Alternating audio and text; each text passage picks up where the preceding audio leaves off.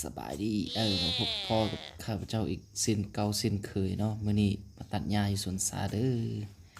อ่าอากาศก็เหมาะสมเนาะมื้อนี้เนาะอ่าไปรับชมกันขั้นตอนทำอิฐเนาะเติมน้ำมันใส่จักรเติมเข้าไป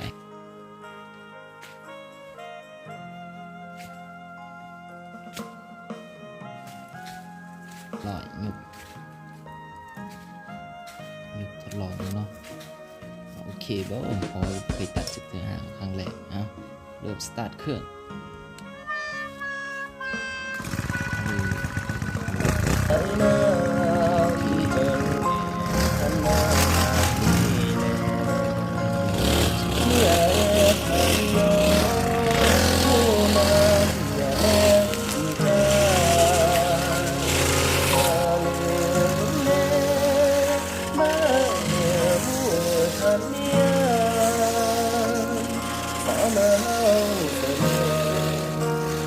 คุ้มหลักงานหลายกา